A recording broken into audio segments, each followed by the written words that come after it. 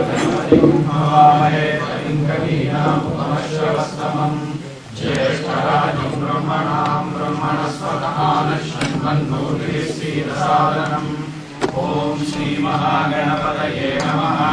प्रणो देवी सरस्वती वाजेभिर्वाजिनीवती धीनामवित्रयवतु। ॐ श्रीमहासरस्वत्यै नमः। ॐ शान्ति शान्ति शान्तिः। श्रीगुरुभ्यो नमः। हरिः ॐ। शन्नो मित्रः शं वरुणः शन्नो भवत्वर्यमा शन्नो इन्द्रो बृहस्पतिः शन्नो विष्णुरुक्रमः। नमो ब्रह्मणे नमस्ते वायो त्वमेव प्रत्यक्षं ब्रह्मासि त्वमेव प्रत्यक्षं ब्रह्म वदिष्यामि कृतं वदिष्यामि सत्यं वदिष्यामि तन्मामवतु तद्वक्तारमवतु अवतु माम् अवतु वक्तारम्। ॐ शान्ति शान्ति शान्तिः। शन्नो मित्रः शं वरुणः शन्नो भवत्वर्यमा शन्न इन्द्रो बृहस्पतिः शन्नो विष्णुरुक्रमः। नमो ब्रह्मणे नमस्ते वायो त्वमेव प्रत्यक्षं ब्रह्मासि त्वामेव प्रत्यक्षं ब्रह्मावादिशं ऋतमवादिशं सत्यमवादिशं तन्मावीत् तद्वक्तारमावीत् आवीन्माम् आवीत् वक्तारम्। ॐ शान्ति शान्ति शान्तिः।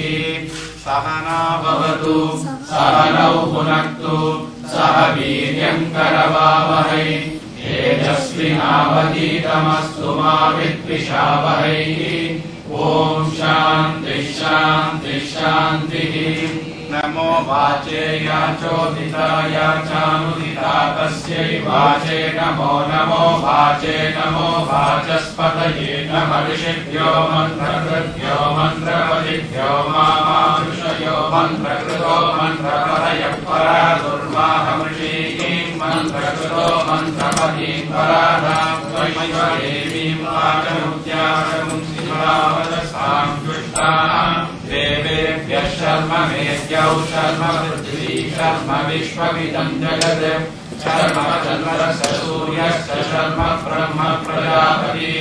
भूतं वदिष्ये भुवनं वदिष्ये तेजो वदिष्ये यशो वदिष्ये तपो वदिष्ये ब्रह्म वदिष्ये सत्यं वदिष्ये तस्मा अहमिदमुपस्तरणमुपस्तरणं प्रजायै पशूनां भूयात् भवतरणमहं प्रजायै पशूनां भूयात् सम्प्राणापानौ मृत्यो मापानं प्राणापानौ मामाश्रिष्टं मधु मदिष्ये मधु जनिष्ये मधु वक्ष्यामि मधु वदिष्यामि मधुमतीं देवेभ्यो वाचमुद्यासकं शुश्रूषेण्यानां मनुष्येभ्यस्तं मा देवा अवन्तु शोभायै पितरोऽनुमदन्तु।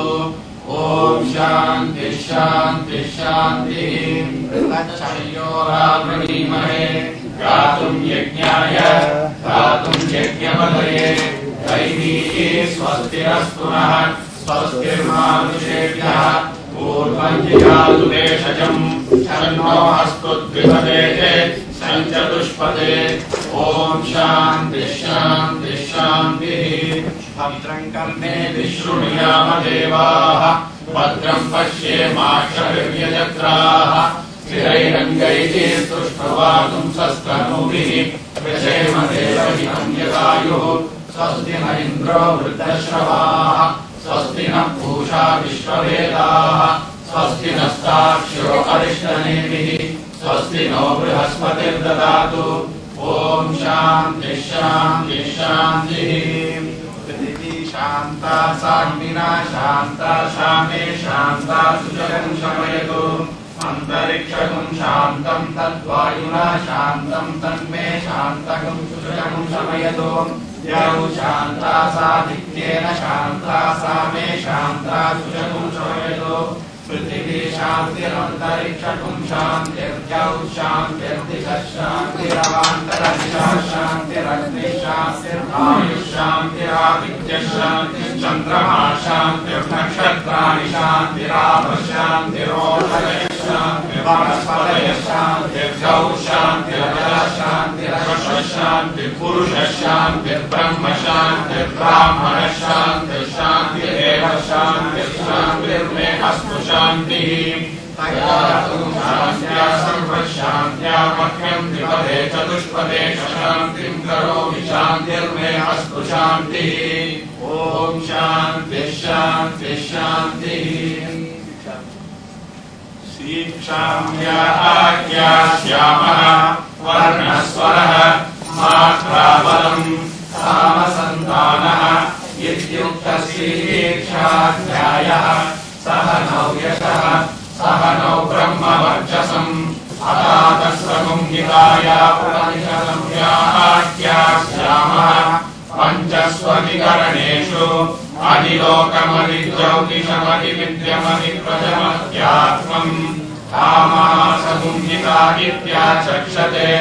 अतादिलोकम् पृथिवी पूर्वरूपम् द्यौरुत्तररूपम् आकाशः सन्धिः वायुः सन्धानम् इत्यदिलोकम् अतादिज्योतिषम् अग्निः पूर्वरूपम् आदित्य उत्तररूपम् आपः सन्धिः वैद्युतः सन्धानम् इत्यदिज्योतिषम् अतादिविद्यम् आचार्य पूर्वरूपम् अन्तेवास्युत्तररूपम् विद्या सन्धिः प्रवचनगुं सन्धानम् इत्यदिविद्यम् अतादिप्रजम् माता पूर्वरूपम् ऋतोत्तररूपम् प्रजा सन्धिः प्रजननगुं सन्धानम् इत्यदिप्रजम् अताध्यात्मम् अदराहनुपूर्वरूपम् उत्तराहनुरुत्तररूपम्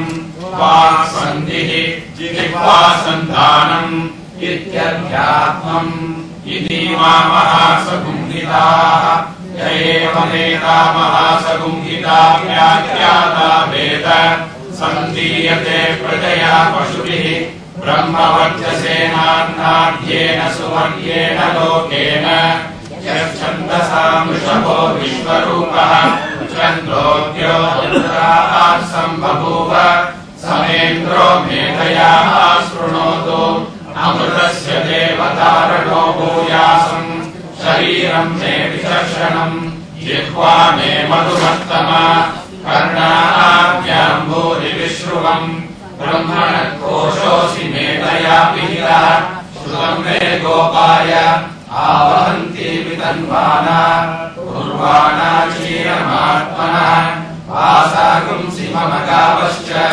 अन्नपाने च सर्वदा ततो मे श्रियमावह लोमशाम् पशुभिः सह स्वाहा आमायन्तु ब्रह्मचारिणः स्वाहा विमायन्तु ब्रह्मचारिणः स्वाहा प्रमायन्तु ब्रह्मचारिणः स्वाहा क्षमायन्तु ब्रह्मचारिणः स्वाहा क्षमायन्तु ब्रह्मचारिणः स्वाहा यशोचने सानि स्वाहा श्रेयानवस्य सोसानि स्वाहा तन्वाभगप्रविशानि स्वाहा समाभगप्रविश स्वाहा तस्मिन् सहस्रशाके दिवराहम् त्वयि मृजे स्वाहा यथा पत्रवतायन्ति यथा मासा अहज्जलम् एवम् मा ब्रह्मचारिणः धातरायन्तु सर्वतः स्वाहा प्रतिवेशोऽसि प्रमादाहि प्रमापद्यस्व भूर्भुवस्सु वरिति वामेतास्ति श्रोत्याहृदयः तासामुहस्मैताम् प्रवृत्तिम् महाजनस्य प्रवेदयते महयिति तद्ब्रह्म स आत्मा अङ्गान्यन्या देवताः